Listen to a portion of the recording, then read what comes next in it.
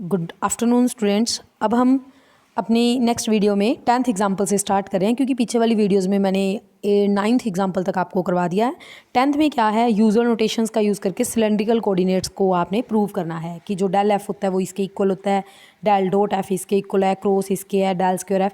ये ऑलरेडी हमने वैसे सारे आर्टिकल्स में पढ़ रखे हैं, पर फिर भी आपको अच्छी तरह बता देती हूँ। देखिए ध्यान से, अगर कर्वी लीनियर ऑर्थोगोनल कोऑर्डिनेट्स की बात चलती है तो डेल फाई निकालने का मेथड बताया था ना आपको। E1/H1 curl phi by curl u, E2/H2 curl phi by curl v, E3/H3 curl phi by curl डब्ल्यू। अगर फाई की बजाय एफ आ गया तो एफ लगा दो। अब आपको अच्छी तरह याद होगा जो सिलेंड्रिकल कोऑर्डिनेट्स हैं उसमें H1 आपका किसके इक्वल होता है 1, H2 रो के इक्वल और H3 फिर वापस किसके इक्वल होता है 1 के। और अगर हम U की बात करें वो रो के इक्वल होता है, V की बात करें वो फाई के इक्वल होता है, W की बात करें तो वो किसके इक्वल होता है Z के। अब E1 मतलब E रो, E2 मतलब E फाई और E3 मतलब E Z। ये जो कोऑर्डिनेट्स हैं आपने अच्छी तरह पढ़ लिए हैं।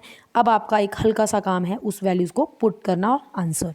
इसी तरह डॉट, पहले आपको आर्टिकल में से डॉट की वैल्यू ढूंढनी पड़ेगी कि डॉट किसके इक्वल होता है। तो उसके लिए क्या फॉर्मूला था, बाहर H1 2 3 तीनों आएंगे, ऊपर F1 का U करोगे। अब F1 है तो उसमें H1 नहीं आएगा, उसी तरह F2 में H2 नहीं आएगा और F3 में कौन नहीं आएगा, H3। अब आपके पास H1 2 3 सबकी वैल्यूज़ पता हैं आपको, जस्ट पुट इट और आपका आंसर। इसी तरह क्रॉस में जहाँ हम लोग IJ के लगाते थे वहाँ आएगा H1 E1, H2 E2, H3 E3 और curl by curl U, curl by curl V, curl by curl W, H1 2 3 और H1 F1, H2 F2, H3 F3। अब जो जो वैल्यूज़ आपको इसमें पता है आपने डिटर्मिनेंट निकालना और आपका क्या आ जाएगा आंसर। इसी तरह लैप्लासियन ऑपरेटर मतलब डेल स्क्वायर फाई में आपको क्या करना है, इसका फॉर्मूला फिर आर्टिकल यहाँ से मतलब पीछे से आपने जो आपके आर्टिकल्स करवाए हुए हैं वहाँ से वैल्यूज़ याद करो और जितनी जितनी वैल्यूज़ आपको पता है उसमें पुट करो और आपका सीधा आंसर आ जाएगा। उसके बाद है फिर आपको एक्सप्रेशंस ढूंढने हैं, del dot F, del cross F, del square F. अब ये किस में ढूंढने हैं भाई, सफिरिकल पोलर कोऑर्डिनेट्स में। तो इसमें कोई खास आपको मैं दोबारा बताऊंगी नहीं, कारण क्योंकि आर्टिकल है। बस आपको ये भी पता है कि इसमें यू आर के इक्वल होता है, वी थीटा के इक्वल होता है और डब्ल्यू जो है वो आपका किसके इक्वल होता है फाई के। उसी तरह H1 H2 H3 ये 3 वैल्यूज़ हैं। जस्ट अभी आपने आर्टिकल्स पढ़े हैं उनमें आपने वैल्यूज़ क्या है पुट कर देनी है और आपका सीधा आंसर आ जाएगा। ठीक है, ये सारा इसमें यही काम था। आगे देखिए, आपको आर थीटा फाई मतलब स्फेरिकल कोऑर्डिनेट्स दिए हैं और आपको क्या प्रूफ करना है, del 1/r is equals to del cross cos theta del phi. अब आपका छोटा सा काम, आपने क्या करना है, राइट साइड लेके चलनी है।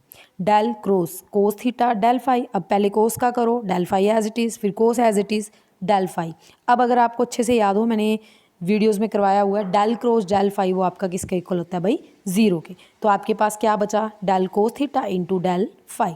अब कोस थीटा, अब इस कोस थीटा का करने के लिए फिर वही तीनों पैटर्न चलेंगे आपके। कौन से, पहले E1/H1 पूरे का रिस्पेक्ट टू आर, फिर E2/H2 पूरे का थीटा और E3/H3 पूरे का फाई। अब जब है ही कोस थीटा आपके पास तो आर वाला भी 0 होगा और फाई वाला भी 0 होगा, तो we are left with only theta. अब इसमें स्फेरिकल कोऑर्डिनेट्स हैं तो E1 E2 E3 H1 H2 H3 ये सारी वैल्यूज़ जब आप पुट करोगे आपके पास, मैंने पहले बताया कि आपके पास कौन सी टर्म बचेगी भाई, थीटा वाली, और वही आपका आंसर। अब आपके पास E theta cross E phi आया तो थर्ड कोऑर्डिनेट कौन होता है आपका ER, उसके इक्वल आ जाएगा। ठीक है, इसके बाद इसका जो है आपकी सेकेंड पार्ट था del cross r cosecant theta del theta. तो फिर वही काम, पहले आपने आर कोसिकेंट थीटा साइड पे रखा, डेल क्रॉस थीटा लिख दिया, फिर r cosecant theta as it is रख के डेल क्रॉस डेल थीटा। अब आपको बहुत अच्छी तरह बता दिया, डेल थीटा का दोबारा क्रॉस करोगे डेल के साथ तो वो श्योर है 0 ही आएगा। फिर पूरा पैटर्न आपने पुट किया, E1/H1 E2/H2 E3/H3। इसमें जो हमें स्फेरिकल कोऑर्डिनेट्स में वैल्यूज़ तो पता ही है ना, H1 1 होता है, H2 आपका R होता है और H3 क्या होता है आपका R साइन थीटा। अब फिर वही बात, इसमें देखिए विस्पेक्ट टू R भी करना है, विस्पेक्ट टू थीटा भी करना है, बट विस्पेक्ट टू फाई आपका क्या हो जाएगा 0। तो आपके पास फर्स्ट 2 टर्म्स बचेंगी, आप उसमें से कोसिकेंट थीटा कॉमन ले लीजिए। और आपको ये भी पता है ई थीटा और ई थीटा की क्रॉस क्या हो जाएगी 0। तो हमारे पास फर्स्ट और इस लास्ट को जब आप क्रॉस करोगे वही बचेगा। ER क्रॉस ई थीटा आपका किसके इक्वल होता है E फाई। आपको अच्छी तरह बता दिया मैंने, जो 3 कोऑर्डिनेट्स होते हैं R थीटा फाई, तीनों में से जो 2 पड़े हैं उनकी क्रॉस किसके इक्वल आती है थर्ड वन के। इस तरह से आपका ये पार्ट भी जो है प्रूव हो गया। नेक्स्ट एग्जाम्पल क्या है, आपको दिया हुआ है XYZ दे रखे हैं, आपने H1 H2 H3 ढूंढने हैं, E1 2 3 ढूंढने हैं, ग्रेडियंट फाई डाइवर्जेंस कर्ल सब कुछ ढूंढना है। मीन्स आपको पैटर्न पता होना चाहिए कि क्या निकालना है। तो सबसे पहले आपको एक्स वाई जेड दिया हुआ है, आपने आर लिखना होता है, किसके इक्वल होता है, एक्स आई वाई जे जेड के। अब एक्स की वैल्यू है, वाई की है, जेड की है, आपने पुट कर दी। फिर ध्यान से देखिए, आपने H1 2 3 ढूंढने हैं, E1 2 3 ढूंढने हैं। तो आपको बहुत अच्छी तरह बताया है कि जो आर है इसमें कितने वेरिएबल्स हैं, यू वी डब्ल्यू है ना, तो आपने आर का पहले रिस्पेक्ट टू यू कर दो, वी कर दो, डब्ल्यू कर दो, फिर उनको उन्हीं के मैग्नीट्यूड से क्या कर दो, डिवाइड। वहाँ से E1 2 3 मिल गए। अगर आपको अच्छे से याद हो, E1 इज इक्वल्स टू किसके होता था भाई, आप बताओगे अगर आपको याद रहा तो। E1 2 3 जो आपके H1 H2 H3 होते हैं वो मैग्नीट्यूड के इक्वल ही तो होते हैं। तो H1 किसके इक्वल होता है, curl r by curl u का मैग्नीट्यूड। H2 किसके इक्वल होता है, curl r by curl v का मैग्नीट्यूड। और जो H3 है वो किसके इक्वल होता है, कर्ल आर बाई कर्ल डब्ल्यू। ठीक है, उसके बाद आपको ग्रेडियंट ढूंढना है। तो मैंने पहले बताया ना आपको कि आपने जितने भी ग्रेडियंट्स वाले फॉर्मूलाज पढ़े हैं उसमें जस्ट पुट कर दो वैल्यू और आपका आंसर।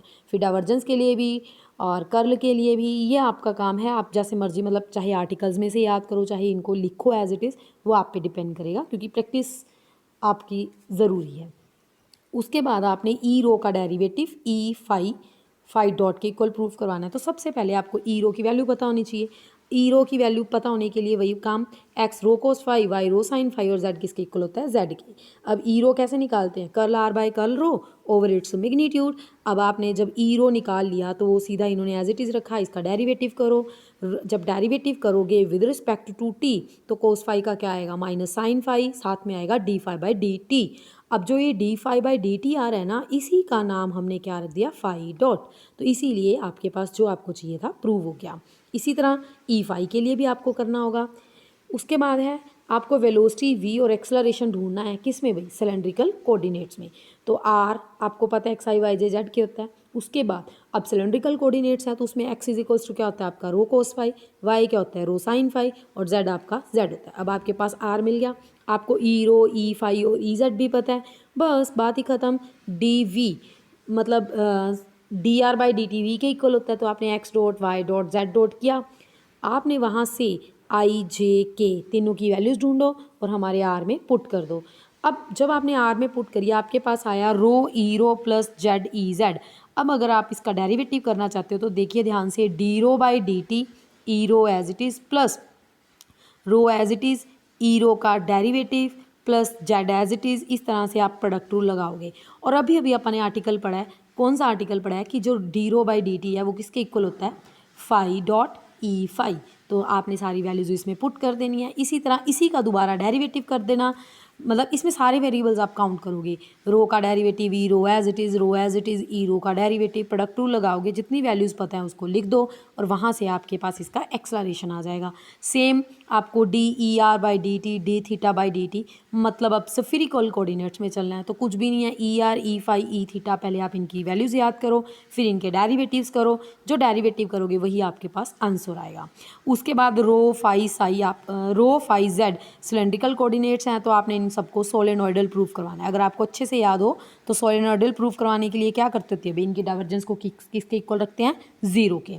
इनकी डाइवर्जेंस को जब आप ज़ीरो के इक्वल रखोगे, अब ज़ीरो के इक्वल रखना कैसे है, डाइवर्जेंस डेल फाई मतलब डेल डॉट डेल फाई मतलब डेल स्क्वायर फाई, फिर वही बात डेल स्क्वायर फाई। इसका मतलब आपने इस पूरे में डेरिवेटिव जो है आपके पास H1 H2 सारी वैल्यूज़ पता है आपको, पुट करो वो क्या आ गया, ज़ीरो।